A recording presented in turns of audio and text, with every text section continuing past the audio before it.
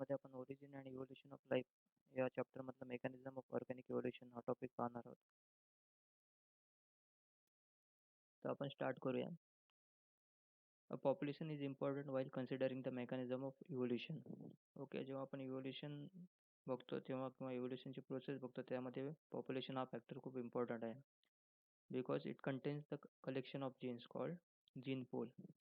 आणि जसं जसं जीन पूलमध्ये चेंजेस होतात तसं तसं पॉप्युलेशन काय होत असतं, इव्हॉल्व होत असते. त्यामुळे पॉप्युलेशन हे इम्पॉर्टंट फॅक्टर आहे. आपण सिंगल इंडिव्हिज्युअल कन्सिडर करत नाही जेव्हा आपण मेकॅनिझम ऑफ ऑर्गॅनिक इव्होल्यूशन पाहतो. आपण पॉप्युलेशन नेहमी कन्सिडर करत असतो as a unit of organic evolution. तर त्याला काही प्रोसेस रिस्पॉन्सिबल आहेत. त्या प्रोसेस आहेत mutation, genetic recombination, genetic drift, gene flow, natural selection, isolation, speciation. तर यातले आपण मोस्ट ऑफ द टॉपिक आधीच्या लेक्चरमध्ये बघितलेले आहेत. आपण ह्यामध्ये नॅचरल सिलेक्शन बघणार आहोत. नॅचरल सिलेक्शन हा पण टॉपिक आपला झाला आहे, पण आपण या लेक्चरमध्ये त्याचे टाईप्स बघणार आहोत आणि स्पेसिएशन हा टॉपिक आपण असे 2 टॉपिक पाहणार आहोत. तर नॅचरल सिलेक्शनचे 3 टाइप्स आहेत. फर्स्ट आहे स्टेबिलायझिंग सिलेक्शन, सेकंड आहे डायरेक्शनल सिलेक्शन आणि थर्ड आहे डिस्रप्टिव्ह सिलेक्शन. फर्स्ट टाइप आपण बघूया स्टेबिलायझिंग सिलेक्शन. स्टेबिलायझिंग सिलेक्शनमध्ये त्याने पॉईंट्स दिलेले आहेत. It acquires mean character value. Mean character value means average value. Okay, lower नाही किंवा हायर नाही, एक ॲव्हरेज व्हॅल्यू ते ॲक्वायर करतात त्या स्टेबिलायझिंग सिलेक्शनमध्ये. त्याने सेकंड पॉईंटमध्ये दिलेलं it favours intermediate phenotypic form and eliminate both extremes. Okay, phenotypic form means external appearance. आपण आपलं जर बॉडीचं अपीअरन्स बघितलं तर आपल्या बॉडीचं जर सुपरफिशियल अपीअरन्स आहे ते काय आहे, फिनोटायपिक फॉर्म आहे. ओके, तर ह्या सिलेक्शनमध्ये पॉप्युलेशनमध्ये इंटरमिजिएट फिनोटायपिक फॉर्म जे असेल ते सिलेक्ट केलं जातं आणि जे एक्स्ट्रीम आहे म्हणजे एक्स्ट्रीम म्हणजे काय, दोन्ही एंडचे लोअर किंवा हायर साईडचे ते एलिमिनेट केले जातं. त्यांनी एक्झाम्पल दिलेलं आहे का पॉप्युलेशनमध्ये जर इन्फंट्स असतील तर इन्फंट जे इंटरमिजिएट वेट ज्यांचं आहे ते काय करतात, बेटर सर्व्हाइव्ह करतात ॲज कंपेअर टू ज्यांचं वेट हे खूप कमी आहे किंवा खूप जास्त आहे. ओके, त्यांनी सेकंड लास्ट पॉईंटमध्ये काय दिलं आहे, it does not lead to evolutionary change but maintains phenotypic stability. आता ह्याच्यामध्ये एकाच टाईपचे सिलेक्शन होतं. ओके, फक्त इंटरमिजिएट. तर त्यामुळं काय होतं इथे, हे टाईपचं सिलेक्शन असतं ते काय करतं, फिनोटायपिक स्टेबिलिटी मेंटेन करतं. कारण एकाच प्रकारचं जर इंडिव्हिज्युअल होत असेल तर काय होणार, त्या पॉप्युलेशनमध्ये स्टेबिलिटी राहणार आणि इट रिड्युसेस व्हेरिएशन. आणि त्यामुळं काय होणार, एकाच प्रकारचे इंडिव्हिज्युअल असल्यामुळे तिथलं व्हेरिएशन कमी होत जाणार. It reduces the variation. तर आहे स्टेबिलायझिंग सिलेक्शन. तर ग्राफमध्ये तुम्ही बघू शकता. तर ग्राफमध्ये पॉप्युलेशन बिफोर सिलेक्शन आणि पॉप्युलेशन आफ्टर सिलेक्शन दिलेलं आहे. पॉप्युलेशन बिफोर सिलेक्शन त्यांनी डॉटेड लाईनमध्ये दिलेलं आहे आणि पॉप्युलेशन आफ्टर सिलेक्शन त्यांनी डार्क लाईनमध्ये, जो मोठा पीक आहे तो पॉप्युलेशन आफ्टर सिलेक्शन आहे. त्यामध्ये जर बघितलं का तर तुम्हाला दिसेल तिथे का इंटरमिजिएट फॉर्मवाले आहेत त्यांचा पीक हा काय खूप जास्त आहे. ते आफ्टर सिलेक्शन ही प्रोसेस झालेली आहे. ओके, तर हे होतं स्टेबिलायझिंग सिलेक्शन. सेकंड आहे directional selection. Directional selection as a name suggest का एक पर्टिक्युलर डायरेक्शनला जाणारं सिलेक्शन. ओके, आता ह्यामध्ये त्यांनी दिलेलं आहे it acquires value other than mean character value. Means हे टाईपच्या सिलेक्शनमध्ये काय होत असतं का, इंटरमिजिएट व्हॅल्यू सिलेक्ट करत नाही. एक पर्टिक्युलर हायर किंवा लोअर साईडचं काय होतं, व्हॅल्यू ॲक्वायर्ड केली जाते. आणि फक्त ॲक्वायर्ड केली जात नाही का, तर एक एक एंडची व्हॅल्यू काय केली जाते, एलिमिनेट केली जाते. त्याने सेकंड पॉईंटमध्ये दिले it acts to eliminate one of the extremes of the phenotypic range and favours the other. Means suppose low, mid आणि हाय असे जर आपण 3 पॉईंट बघितले तर ह्यामध्ये लो किंवा हाय सिलेक्ट तर होतं, पण त्याबरोबर एक एक्स्ट्रीम असेल ते एलिमिनेट पण केलं जातं. तर आपण बघितलं, सपोज लो व्हॅल्यू सिलेक्ट केली त्यांनी, तर हायर साईडची व्हॅल्यू काय करणार, ते एलिमिनेट करणार आणि इंटरमिजिएट तर काय सिलेक्ट करणारच नाही. त्यामुळे फक्त लोअर साईडला मूव्ह होत जाणार. इन केस आपण हायर साईडचे व्हॅल्यू जर सिलेक्ट केले, तर याच्यामध्ये काय होणार, इंटरमिजिएट व्हॅल्यू आणि लोअर व्हॅल्यू ते एलिमिनेट करणार आणि फक्त हायर साईडला मूव्ह होणार. ओके, त्यांनी एक्झाम्पल दिलेलं आहे एक systematic elimination of homozygous recessive. तर आपण बघितलं, आपल्याला माहिती आहे का जर आपण एक पर्टिक्युलर कॅरेक्टर बघितला टॉलनेस, ओके, टॉल कॅरेक्टर प्लांटचं, तर आपण कॅपिटल टी आपण बघितलं तर आपण काय बोलतो त्याला होमोझायगस डॉमिनंट. आणि दोन स्मॉल टी आपण बघितलं तर त्याला आपण बोलतो होमोझायगस रिसेसिव्ह. आणि आपण एक कॅपिटल टी आणि एक स्मॉल टी आपण एकत्र आलं तर आपण त्याला बोलतो हेट्रोझायगस. तर त्यांनी एक्झाम्पल दिले का जसं जसं इव्होल्युशन होतं किंवा नॅचरल सिलेक्शन होतं त्यामध्ये systematic elimination of homozygous recessive म्हणजे काय स्मॉल टी काय होणार एलिमिनेट होतं. ओके. त्यांनी एका पॉईंटमध्ये दिले it operates for many generation results in evolutionary trend. आता हे डायरेक्शनल सिलेक्शन हे बरेच जनरेशन परत चालत राहतं. त्यामुळे काय होतं एक इव्होल्युशनरी ट्रेंड फॉर्म होतं. ओके. एक पर्टिक्युलर डायरेक्शनला ते जातं त्यामुळे एक ट्रेंड फॉर्म होतं. त्याने एक्झाम्पल दिलेलं आहे industrial melanism and DDT resistant mosquito. आपण इंडस्ट्रियल मेलॅनिझमचं एक लेक्चरमध्ये आपण पाहिलं का त्यामध्ये जे पेपर मॉथ असतात तर इंडस्ट्रियल रिव्होल्युशनच्या पहिले जे लाईट कलरचे मॉथ होते ते काय झाले एलिमिनेट झाले आणि नंतर डार्क कलरचे मॉथ तिथे जास्त प्रमाणात वाढले. म्हणजे काय एक डायरेक्शनल सिलेक्शन झालं ते डायरेक्शनल चेंज झालं. ओके. एक पर्टिक्युलर व्हॅल्यू नंतर ते काय होणार पुढे पुढे डायरेक्शनने एका डायरेक्शनने पुढे होत जाणं. ओके. किंवा पुढे जाणे याला आपण बोलतो डायरेक्शनल सिलेक्शन. त्यामुळे तुम्हाला ग्राफमध्ये पण दिसेल का पॉप्युलेशन बिफोर सिलेक्शन जी डॉटेड लाईन आहे ते एक पर्टिक्युलर एंडला होते. नंतर मग नंतर पॉप्युलेशन आफ्टर सिलेक्शन बघितला तुम्ही जो मेन ग्राफमध्ये दिलेला आहे त्यांनी डार्क लाईनमध्ये तो काय झालेला आहे एका डायरेक्शनने पुढे चाललेला आहे. ओके. तर त्याने काय केलं आहे जो लोअर एंडचं आहे तो लोअर एंडची व्हॅल्यू त्यांनी काय केलेलं आहे कट ऑफ केले किंवा एलिमिनेट केले आणि ते एक पर्टिक्युलर डायरेक्शनला मूव्ह होत चाललं आहे. तर याला बोलतात directional selection. Third type of selection आहे डिस्ट्रप्टिव्ह सिलेक्शन. तर डिस्ट्रप्टिव्ह सिलेक्शनमध्ये काय होत असतं मोर number of individual acquire peripheral character value at both ends of the distribution curve and nature select extreme phenotypes and eliminates intermediate and hence two peaks in the curve. Means हे exact जे first selection आहे स्टेबलायझिंग selection याच्या opposite आहे.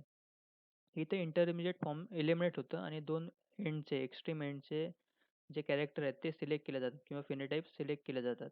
पण हे जे selection आहे ते खूप रेअर असतं आणि याचा इफेक्ट पूर्ण एंटायर जीन पूलवर होत असतं म्हणजे एंटायर पॉप्युलेशनवर.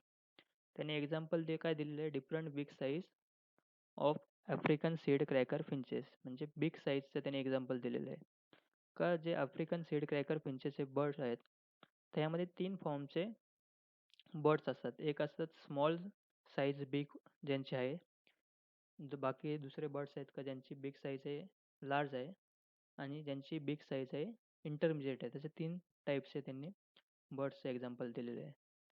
पण सपोज का नेचरमध्ये तिथे फक्त स्मॉल सीड आणि लार्ज सीड हे दोनच टाईपचे सीड जर अवेलेबल असतील तर तिथे फक्त ज्यांची बिग साईज स्मॉल आहे ते स्मॉल सीड खाऊन काय करणार सर्वाईव्ह करणार. ज्यांचे बिग साईज लार्ज आहे ते काय करणार लार्ज सीड्स आहेत ते खाऊन सर्वाईव्ह करणार. पण ज्यांची बिग साईज इंटरमिजिएट आहे ते काय होणार तिथून एलिमिनेट होणार कारण त्यांना लार्ज सीड पण खाता येणार नाही आणि स्मॉल सीड पण खाता येणार नाही कारण त्यांना फक्त इंटरमिजिएट सीड जर असेल तरच ते खाऊन सर्वाईव्ह करू शकतात. तर मग इथे म्हणून त्यांनी काय दिलेलं आहे डिस्ट्रप्टिव्ह सिलेक्शन म्हणजे तिथे इंटरमिजिएट फॉर्म जे होतं ते एलिमिनेट करून टाकलं आणि दोन बोथ एक्स्ट्रीम एंडचे जे फिनोटायपिक कॅरेक्टर आहेत ते सिलेक्ट केले आहे. त्यामुळे तुम्ही ग्राफमध्ये बघू शकता त्या ग्राफमध्ये जो फर्स्ट डॉटेड ग्राफ आहे तो त्या ग्राफमध्ये तिन्ही प्रकारचे इंडिव्हिज्युअल तुम्हाला दिसतील. ओके. पण नंतरचं तुम्ही 2 पीक बघितले जे पॉप्युलेशन आफ्टर सिलेक्शन आहे तर त्यामध्ये काय होणार मिडल जो पोर्शन आहे म्हणजे इंटरमिजिएट वाला पोर्शन तो इंटरमिजिएट पोर्शन काय होत आहे तिथे तिथून एलिमिनेट झालं आहे. त्यामुळे तिथे 2 पीक आपल्याला दिसून येतात. ओके. तर हे होतं डिस्ट्रप्टिव्ह selection.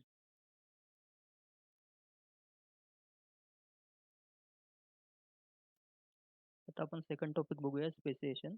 Speciation it is a process of formation of new species from the pre existing species. एका स्पेसिसपासून दुसरी स्पेसिस फॉर्म होणे. ओके. आफ्टर रिप्रोडक्शन त्याला आपण स्पेसिएशन बोलतो. आता स्पेसिएशनचे टाईप्स आहेत इंट्रास्पेसिफिक आणि इंटरस्पेसिफिक.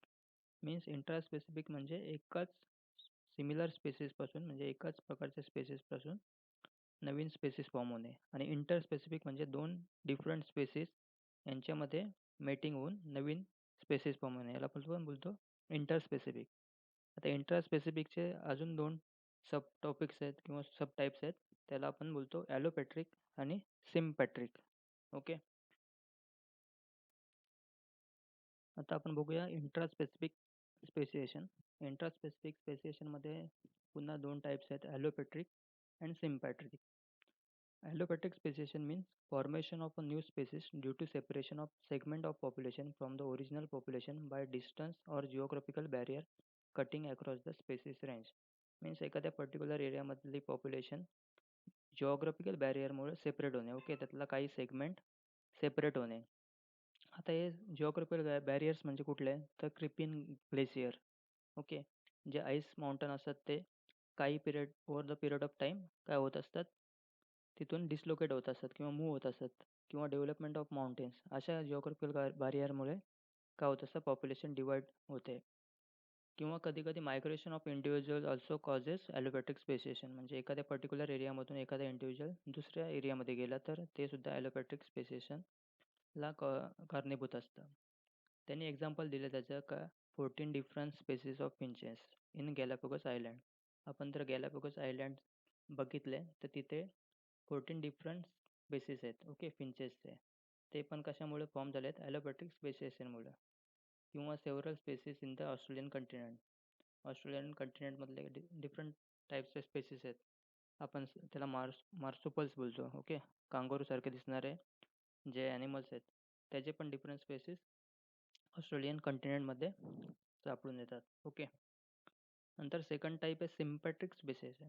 आता सिम्पॅट्रिक स्पेसिएशनमध्ये काय होतं, तिथे formation of species within single population without geographical isolation. Means new species form होते पण त्यासाठी एकाच सिंगल पॉप्युलेशनमध्येच होते. तिथे जिओग्राफिकल आयसोलेशनची वगैरे काही गरज नसते. ओके.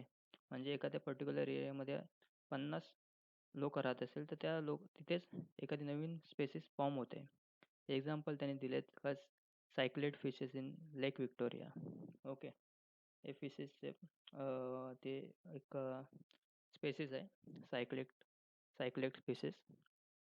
नंतरचं आहे पॉईंट त्यांनी काय दिलं आहे, mutation are helpful in sympatric speciation.